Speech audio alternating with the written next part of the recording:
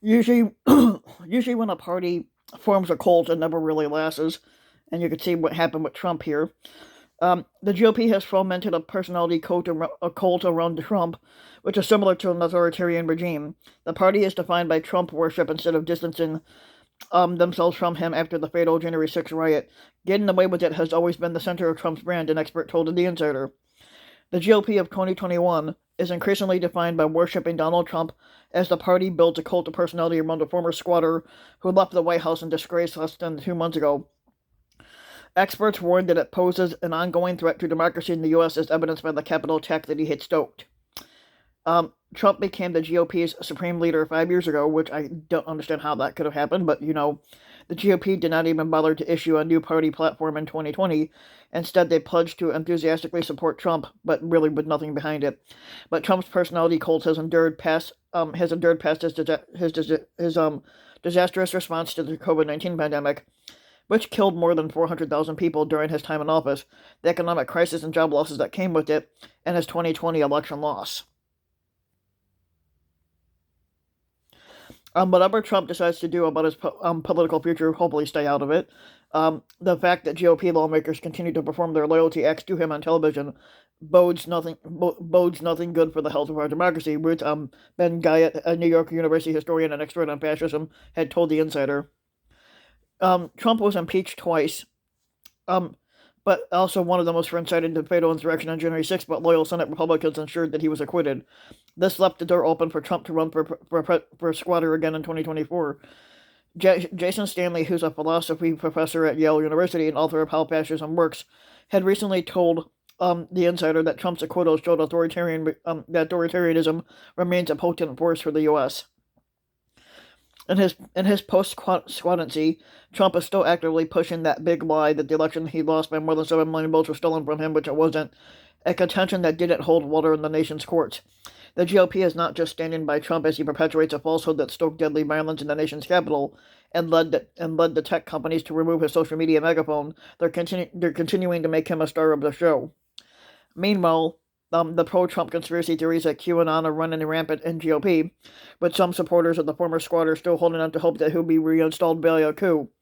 Along these lines, QAnon adherents have disseminated a bizarre theory that Trump will be reinstated on March 4th, which didn't happen, prompting warnings from law enforcement on the potential for further violence in Washington on that particular date. But in short, the Trump personality cult has reached toxic heights in 2021. At the annual Conservative Political Conference, CPAC, also known as CPAC, in late February, a gold statue of Trump was unveiled. Now, here's the funny thing. If they claim they're Christian, but they can't be if they're worshiping a false idol like this golden statue of Trump, because in the Bible, basically, you know how God states you cannot have any other gods before me, you can't have any other idols before me, so they broke that law right there.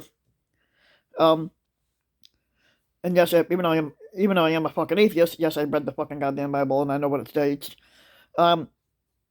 Attendees had lined up to take photos with this pathetic-looking statue that, like a mall Santa Claus based on images from the event. You almost wouldn't know that Trump incited a fatal insurrection at the Capitol just weeks before.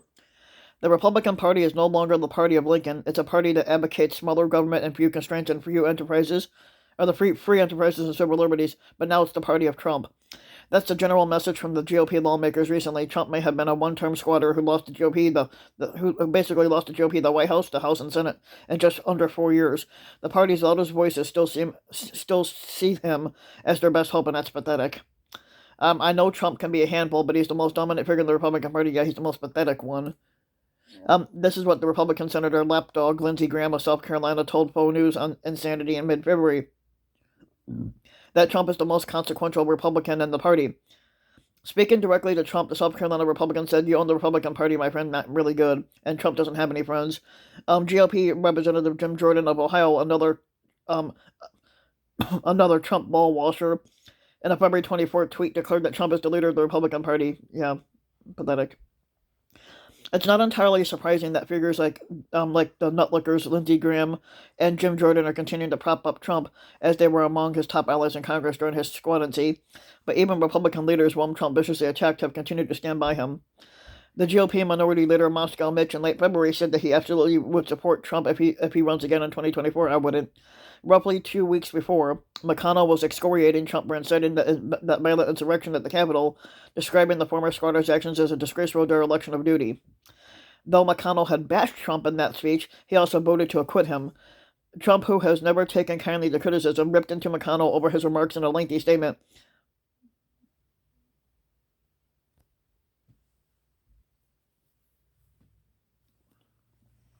Even still, Trump apparently has McConnell's support in 2024. But similarly, Georgia's Republican Governor Brian Kemp, whom Trump has relentlessly attacked on Wednesday, said he'd absolutely support the former squatter if he's the nominee in 2024. Trump at one point shared a tweet suggesting that the Georgia governor would be jailed for not challenging his state's election results, but Kemp still has not abandoned him. As I said again, I worked very hard for the squatter. I think his ideas will be part of our party for a long time in the future. That Kemp had told Faux News' Yo Cavuto. Trump has repeatedly lambasted Kemp, expressing regret about endorsing him, but obedience to Trump is seemingly the ultimate tenet of the GOP at the moment.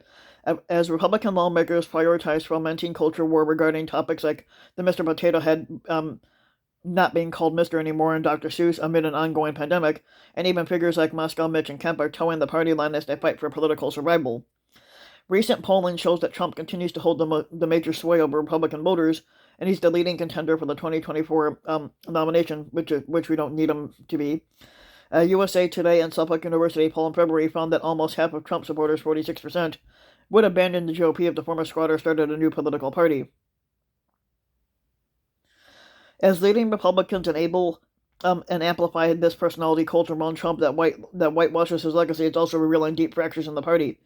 In a mid-February statement explaining why he was voting to convict Trump over the Capitol riot in the former squatter Senate impeachment trial, the GOP Senator Ben Sasse of Nebraska warned about the dangers of tribalism. Sasse was effectively calling out his Republican colleagues who were standing by Trump, despite the damning, indisputable evidence against him on top of his relentless attacks on the foundations of America's democracy. Tribalism is a hell of a drug, Sasse said. If we allow tribalism to repeatedly blind us against defending our Constitution or our institution, then we lose them all. Reacting to the gold statue at CPAC, the GOP representative Adam Kinzinger of Illinois tweeted, Idol worshiping isn't conservative. Restorer GOP Kinzinger was one of the 10 House Republicans who voted to impeach Trump for inciting that Capitol attack on January 6th, and like Sasse says, he's a minority in the party of Trump. It makes no sense why anybody thinks embracing a disgraced, twice-impeached squatter is the path forward for the party. This is what the former GOP representative Charlie Dent of Pennsylvania had said on March 1st.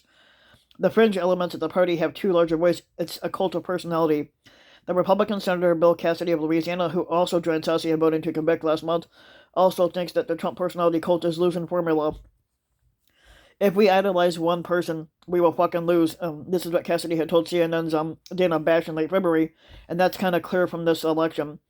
Though Trump lost in 2020, he still earned more votes, 74.2 million, than any presidential candidate in U.S. history other than Joe Biden. He was an unpolished leader, but that was a large part of his appeal for many Americans turned off by establishment politics. They liked the fact that he wasn't a traditional politician. He wasn't really a politician at all. That should have never served. With that being said, Trump's unabashed racism and his xenophobia also drove many voters away from him, while fostering controversial policies that diminished America's global reputation. But moreover, his bungled handling of the pandemic revealed Trump as incapable or unwilling to lead the country through this crisis. And Trump deliberately downplayed the threat of COVID-19, a virus that he contracted and was hospitalized for as squatter, and America became the epicenter of the pandemic under his watch. The cult of personality is defined by Merriam-Webster as a situation in which a public figure, doesn't matter if it's a political leader or just anybody, it's deliberately presented to the people of a country as a great person who should be admired and loved, even though they don't deserve any love or admiration. The concept is often associated with the Soviet leader Joseph Stalin and Stalinism, as well as leaders like China's communist founder Mao Zedong, and both were portrayed as larger-than-life figures with all the answers. But in the present day, despots like North Korean leader Kim Jong-un continue this tradition in which they essentially mandate the public worship that the public worship their every move. Um, Russian President Vladimir Putin has also sought to build a personality cult during his roughly 2 decades of power, painting himself as a macho figure with annual shirtless and heavily photographed excursions in Siberia.